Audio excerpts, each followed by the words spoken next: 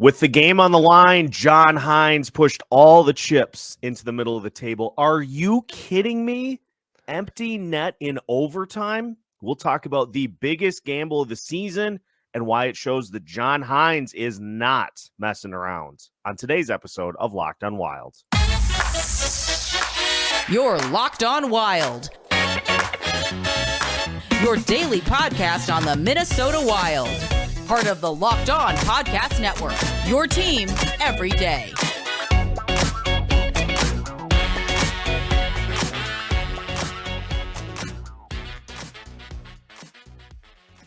What is happening, everybody? Welcome into another episode of Locked on Wild, your daily Minnesota Wild podcast. Part of the Locked On Podcast Network, your team every day. Thank you, as always, for making Locked on Wild your first listen each and every day. Make sure you subscribe on YouTube and your favorite podcast platforms so you don't miss out on any new episodes throughout the week. Today's episode is brought to you by Game Time. Download the Game Time app, create an account, and use code LOCKEDON for $20 off your first purchase. On today's episode of Locked on Wild, we'll recap the win of the season for the Minnesota Wild as they stun the Nashville Predators 4-3 in overtime. We'll talk about Marat Khusnutdinov's impending debut and Marc-Andre Fleury taking the lead as goalie number one for the Wild down the stretch. My name is Seth Topal, your daily Minnesota Wild insider and credentialed Wild media member. Joined by Alex Micheletti here for a Victory Micheletti Monday, an improbable Victory Micheletti Monday. Alex, are you kidding me? Empty net in overtime, just to set the scene for those that missed it. The Wild had a 3-2 lead over Nashville in the final 2 minutes. Nashville gets a power play. They score a power play goal. Ryan O'Reilly, who else? You go into overtime, and my train of thought just went right to get through overtime and take your chance in a shootout. John Hynes had other plans because not only does he pull Marc-Andre Fleury, he also goes 4 forwards: Kaprizov, Boldy, Eriksson, Zuccarello. And so not only do you have no protection in the net, you've got no defenseman as a last line of defense if anybody from the Predators picks up the puck. And on top of all that, little known rule in the NHL rule book, if the Predators would have scored, you forfeit the point that you got by the game going to overtime. It was as gutsy of a call as you'll ever see. And honestly, I can't help but come away impressed at John Hynes being willing to throw everything on the line to pick up 2 points. Yeah, that was crazy because right before that too, Philip Forsberg hit the post, and they gave him a free shot at the net. I don't know what, there was some miscommunication, but I mean he placed a perfect shot and it just hit the post, and classic Fleury rubbing the post after it hit the pipe, and then then they come down and you see Fleury halfway out, and everybody's like, what is he doing it on his own or what's going on? It was just incredible. And the pass by Zuccarello to Boldy, that was, that was just an amazing, play. Not many players have that type of vision that, that Zuccarello has. And, you saw the emotion on Boldy's face too, after he scored. That was incredible. And, they really needed those 2 points. I mean, if you come away with 0 there, that's just, it's just devastating, especially when you're trying to, chase the Predators there. And fortunate that they were able to come away with that. It probably should have been a third period win, just because that penalty was, baloney that got called on Eck. I don't know what because then, later, it just was, extremely frustrating, to have that happen. But, what a call by Hynes. I don't know if many people on the team knew that rule, Yeah, just now everybody knows it. Yeah, it was confusing for sure. But yeah, probably the win of the season there. It's just Yeah, something else. 100%. And it tells you a few things. Like, I know we have by and large been down on this season because of the inconsistencies, because of other things that we'll talk about throughout the rest of the show.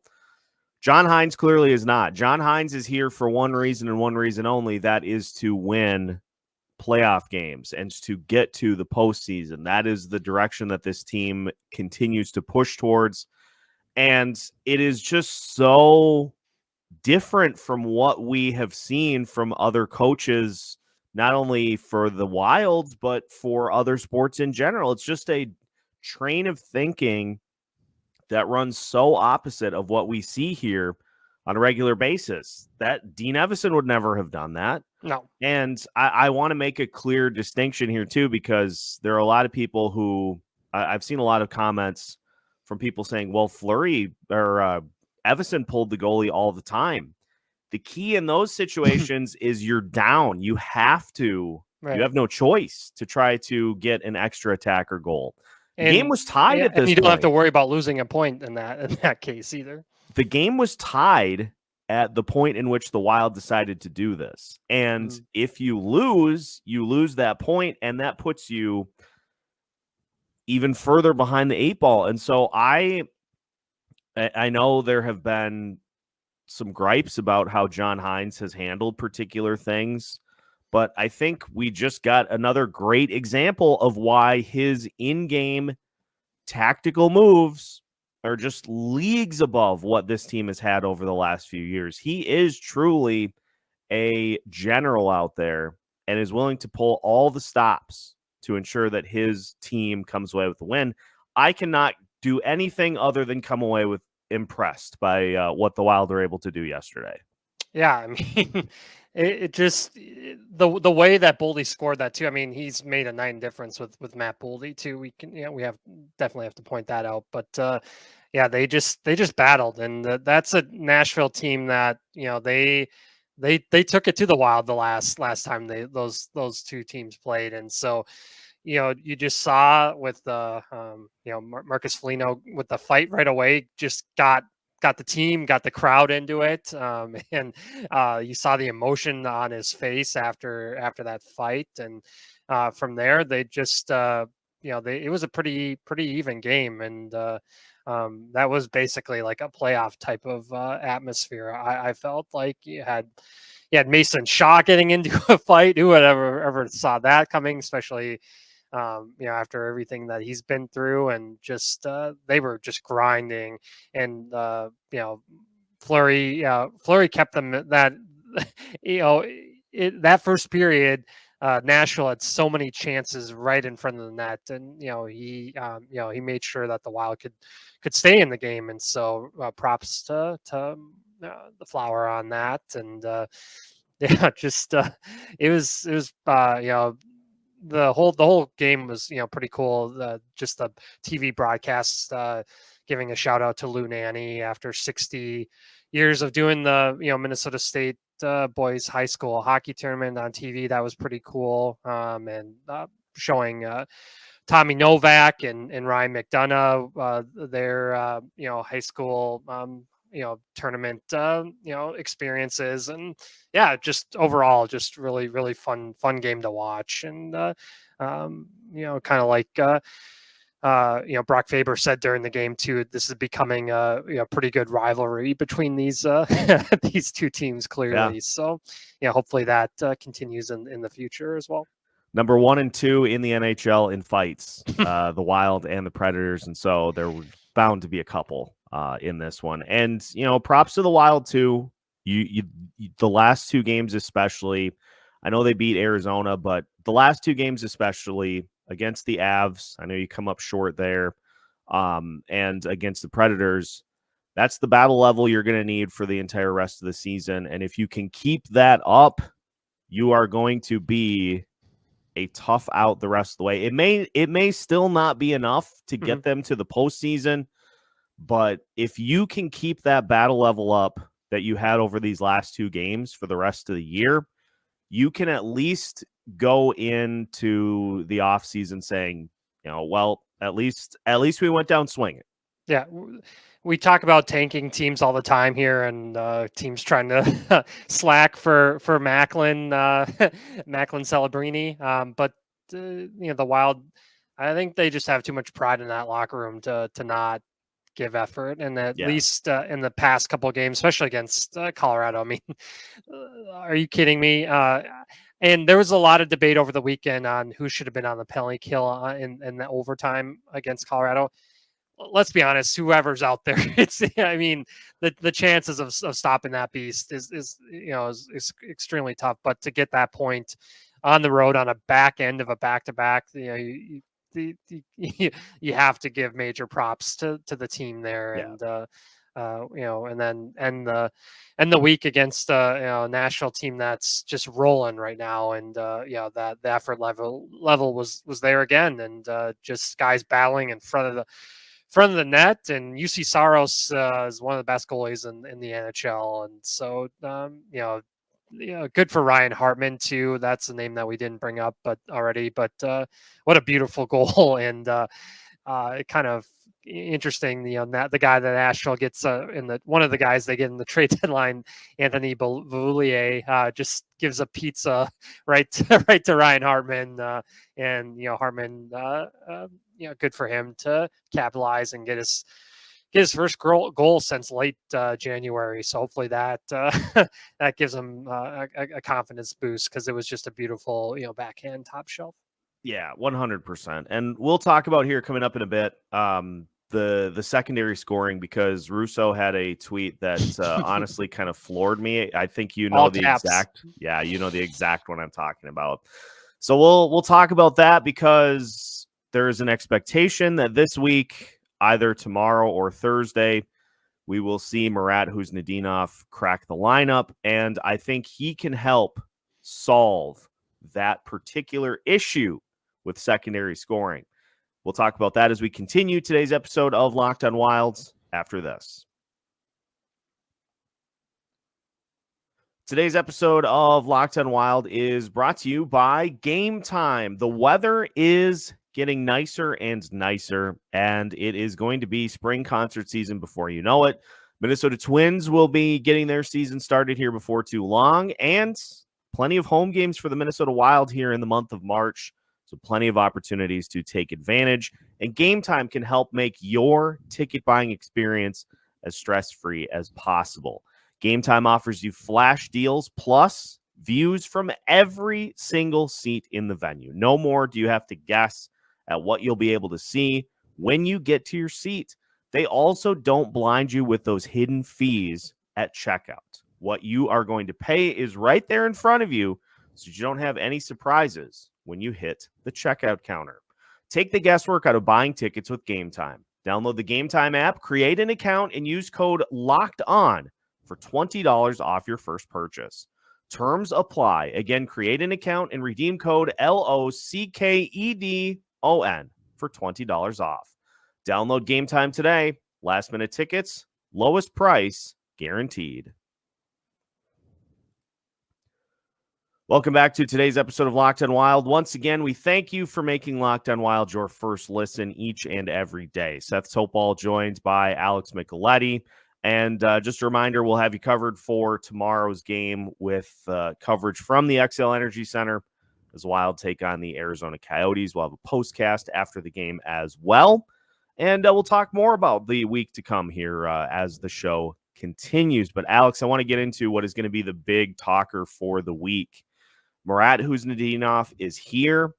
The Wild are holding an optional practice here today to give him an opportunity to continue to skate with the team. The expectation is that his debut will come sometime this week. Just reading the tea leaves myself, I'm thinking it's probably trending more towards Thursday for his debut. Give him the opportunity again to just be around the team for a few days. I would imagine there will be an actual practice on Wednesday before the Thursday game, since the Wild are at home. And so I would imagine it's going to be Thursday. But the big question is, who comes out of the lineup? Because I have one particular player that I would like to be exempt from, and everybody on YouTube can read it on the screen.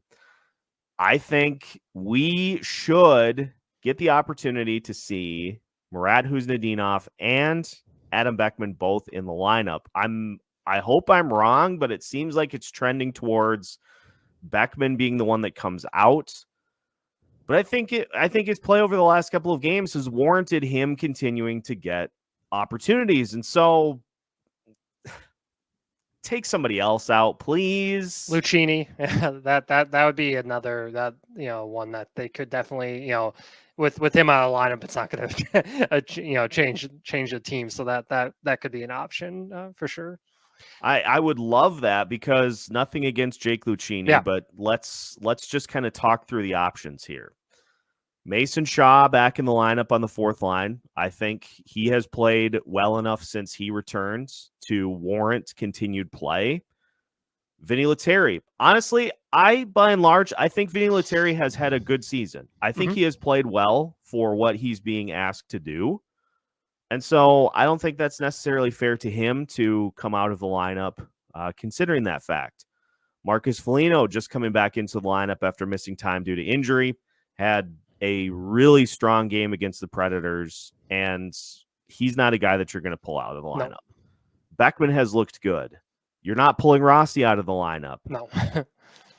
There is one name, though, other than Jake Lucchini, who has just kind of been there. We know. And so here are the factors. Khusnutdinov is a center by trade. So you would think that a center would be pulled out of the lineup to bring him in. So at that point, it's either going to be Gaudreau or Lucchini. I don't think you're going to pull Freddie Gaudreau out of the lineup, but maybe you bump him down to the fourth line. It seems like it's going to be Lucchini or Beckman, and I just would much rather it be Lucchini at this point. Yeah, and Beckman was so close yesterday against the Preds. I mean, that spinorama pass by Foligno, that was awesome. I didn't think that Marcus had that in his bag of tricks, but yeah, Beckman, he just he needs to play with confidence and shoot the puck. That's what he did in Iowa, and it was good to see him do that a couple times yesterday. So hopefully he gets another chance, and with the next game being against the Coyotes, that's a team that gives up a ton of shots and chances, and so hopefully Beckman can have a really good performance on Tuesday, and that can keep him in the lineup for the next game, and then get Marat in there, and I'm super excited. We're all super excited to see Marat get a chance here, and you can't look at his stats from the KHL this season because he was on the worst team in the KHL, and so he was kind of banished to basically Siberia. Sochi was the team where where they had the Olympics in the past, but he went from like the best team to the worst team. So I'm sure he's so pumped to get out of that contract and get over here, and so. It's nice that he has Kaprizov here too to help with that transition, and he doesn't know anybody, and so he's got to get used to his teammates and being in St. Paul, and he came to St. Paul at the best time with no snow. So he could have entered the state of Minnesota at arguably the worst point in the winter, because this is traditionally the point in the winter in which we have had a little bit of a warm up, and we get that wave of snow, and you just are so over it. You're like, can we just move on to the spring? And thankfully, that's not the case this year. No, like almost 70 degrees today. So I'm sure he's gonna enjoy. I'm sure maybe he's staying with Kaprizov or they have him in a hotel. But I'm sure he's gonna get outside and enjoy the Minnesota winter. Maybe he's an avid golfer. Go get 9 in today. Yeah. But it's just super excited just to see that video of him on the ice yesterday was awesome. I've got a couple of Khusnutdinov thoughts from Russo that I will pass along that I was intrigued to find out about. But first, I have to go with one thing that Khusnutdinov is going to hopefully help out with. And this is an area in which we've talked about with this team for a while. The top level guys, Kaprizov, Eriksson, Boldy, Zuccarello, they have all been carrying this team because, according to Joe Smith, and as Russo puts in the tweet, and this deserves caps, the last 5-on-5 non-empty net goal scored by the Minnesota Wild bottom 6 was February 7th at Chicago. That was Marcus Foligno with the game-winning goal. That was 16 games ago, which includes the 10-goal outburst against the Vancouver Canucks. 16 games in which your third and fourth line have not scored a goal. And the counter is, but Seth, they're not expected to score goals. That's not their job. That's not their role. But we've said it for a good majority of the season is you can't have that top line do all of the heavy lifting. It's just, if you only have one line that's scoring, the opponent only has one line that they have to stop. And so that's the hope, is that Khusnutdinov can add some playmaking to that third line and give this team an opportunity to just be a little deeper through the final few games of the season. I mean, look at playoff teams, they get depth scoring. I mean, you look at the Dallas Stars right now. Their third line is Jamie Benn on there, which, I mean, it shows how much depth that they have. And he's playing with two young guys in Wyatt Johnston and Logan Stankoven. I mean, they are scoring like every game, throughout their lineup. Winnipeg's got Nino Niederreiter on their third line. I mean, so it's just, these, especially in the Central, the teams that are playoff teams right now have so much depth. At Colorado Avalanche, I mean, just look at their lineup. It's scary, and in Vegas, and just it's just, it's if you want to make the playoffs, you're going to have to get occasional scoring at least from your third and fourth lines. And Marat was kind of basically a trade, you could say a trade deadline move for the Wild. And so it's another great thing about him is there's not a whole lot of scouting that teams can do on him because he's such a relatively unknown, and so that can help when he gets in the, at least right at the start, because other teams aren't going to know how to play against him. And so hopefully that gives him a good chance at scoring. It seems like he's more of a playmaker, which there's nothing wrong with that. There's a ton of those on the Wild. So good passer. I've seen him be compared to Seth Jarvis of the Hurricanes, so that I'll take that any day of the week. He plays both ways too, so he's not just all offense.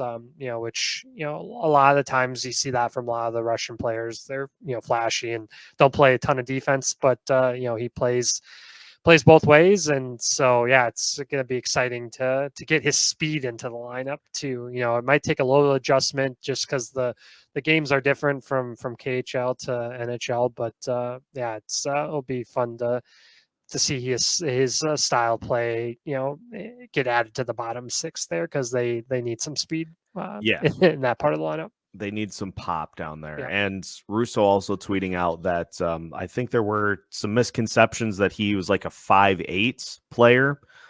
5'11", very solidly built. And so I think some of those concerns can kind of go by the wayside. But yeah, we hear that all the time with Marco Rossi. But yeah, he's a different player than Marco. I can't wait. I hope it's tomorrow, but I'm going to just realistically look more towards Thursday for his debut against the Anaheim Ducks. And you can't go wrong with the next 2 opponents. Either way, both teams give up a ton of shots and a ton of chances. So those games, in theory, should be relatively high scoring for the Wild. Yeah, let's see some 9-8 games here this week. I just want to see some goals.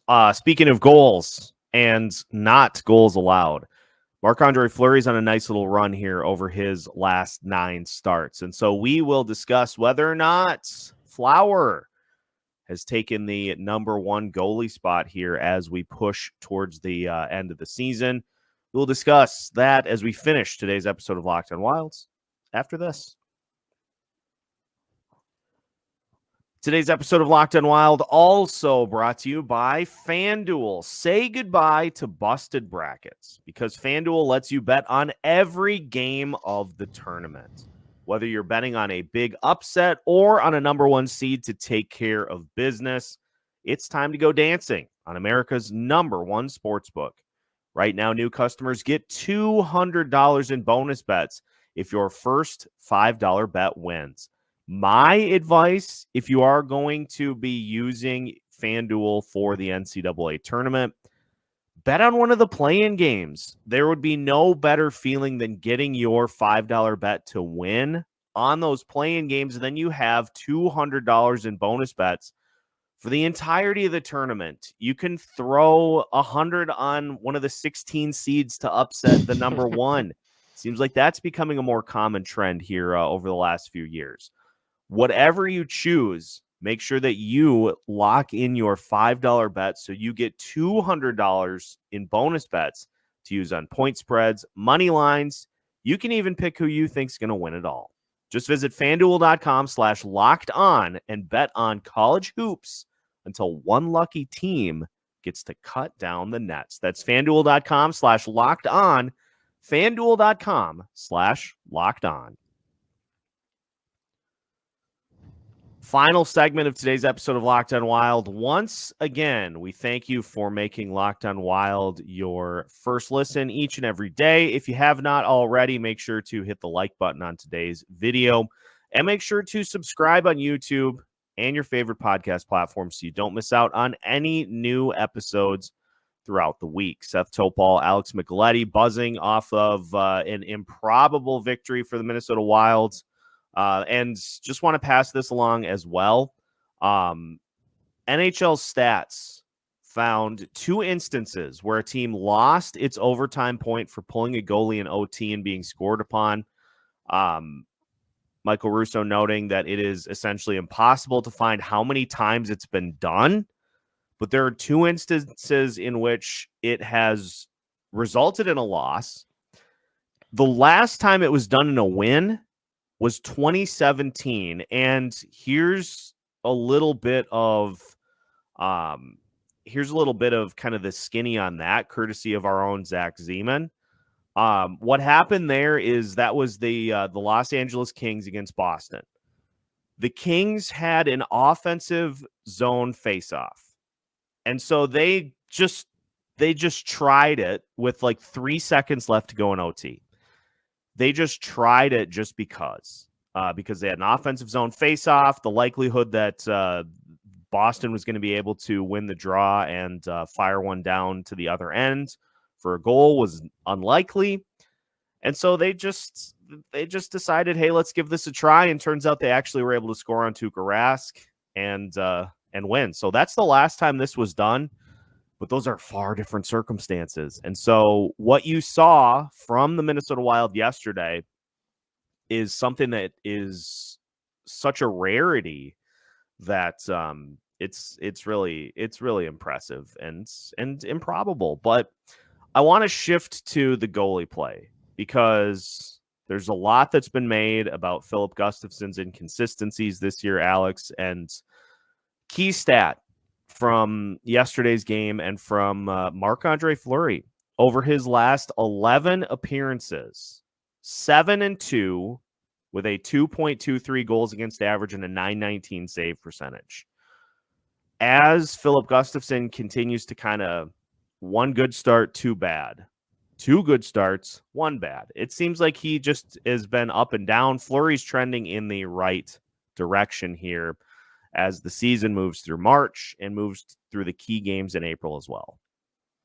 Yeah, it's just I think he should get more starts than Gustafsson. I just Flower's just been absolutely lights out, and like I mentioned earlier in the episode, without his play in the first period, the Wild could have been down a lot of goals, and so he just seems to be locked in, and who knows if this is going to be his last season or not, but he's giving a really good charge at the end here, and he's a guy that's never missed the playoffs, right? And so he's doing everything he can to try to get the Wild there, and he could have waived his no move, but he wanted to stick with the Wild, and that shows a lot about his character and leadership. So again, it's just one of those, like, I can't believe he's on the Wild, right? It was a special performance yesterday.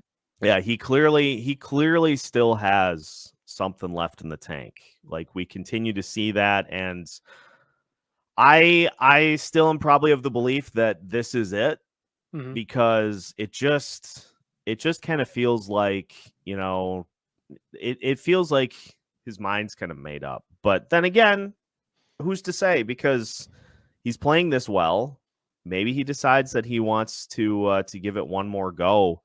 I guess we'll just have to wait and see. But he's been upping his game at the time in which this team absolutely needs it the most. And so that's very impressive to see. New Jersey Devils are probably kicking themselves right now that he didn't want to waive, but that's just how she goes. Yeah. As far as this week goes, 3 games: Arizona, Anaheim, and St. Louis. You got the Coyotes, who are mostly reeling. They traded a bunch of assets. Matt Dumba's at Tampa Bay Lightning now, which looks super weird, by the way. Super weird. Anthony Duclair there too. I mean, they Duclair scored the other night. Yeah, it was just strange to see those two in Tampa. I was going to ask you which former Wild player looked the weirdest in their new uniform between Duhaime and Dewar. But then I saw Matt Dumba in a Lightning uniform, and I'm like, no, that's the winner by far. Well, Jason Zucker yesterday, too, in Nashville. I was like, that looks so strange, but Dumba in Tampa for sure. Yeah. Because I don't know why Tampa made that move. They just they kind of seem out of it, but they have that's another team that has too much pride to give up. And so, some interesting moves made by Tampa getting those two guys down there, and we'll see if they have another run in them. But that was strange. Yeah, different Wild guys in different cities that you would have expected for sure. What do we think about record this week? At home against Arizona, home against Anaheim, at St. Louis on Saturday.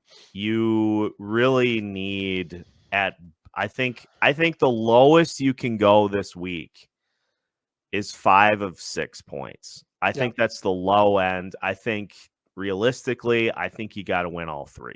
Yeah, and the way St. Louis is playing, I mean, they seem to not care now, which it looked for a little bit like they did, but now it's just, it's back to just like nosedive. And Jordan Binnington has been giving up a ton of goals, and so and Anaheim is a complete mess. So is Arizona. So yeah, the minimum would be 5 of 6. You can't let one of the games go to overtime. Just get all 6, and but like we mentioned too, the teams in front of them have to lose too. So it's like, Yeah. great, you're winning the games, but you have to. This is the time where you're actually scoreboard watching, and the cliche is worry about your own team, but now now you have to hope that that Nashville loses, and somehow Vegas is a wild card team right now, which is baffling, but they're going to make their push. They'll make a charge. They'll get hurdled back before the playoffs start, of course, and so man, what they continue to do is just mind boggling. That's just Vegas, man. That's and just how they operate. you just know Mark Stone is going to be ready to go Oh, game yeah. 1 too. Yeah, he'll be ready to rock. It will be interesting to see how this week plays out, because you're in that part of the season where you can't afford any slip ups, and so continue to win, and we'll see how this goes. I'm still, I think, of the belief that it's too tall of a mountain to climb, personally, but that's okay. That's my personal We've belief. seen Stranger Things too, so and John Hynes showed us yesterday that he is of a different mindset. And so if you continue to win, you put yourself in position to maybe pull this off. That's what you got to do. And so we'll see how it plays out this week. Yeah, see where the chips land. Exactly. Well, that I think will do it for today's episode of Locked on Wild. Thank you to everybody that tunes in each and every day to Locked on Wild to get the lowdown on your favorite NHL team, the Minnesota Wild. Make sure to like this video if you have not already. Make sure to subscribe on your favorite podcast platforms and on YouTube so you don't miss out on any new episodes throughout the week. You can find us on all of your favorite social media platforms too. We've got you covered throughout the week with new episodes every Monday through Friday as part of the Locked On Podcast Network.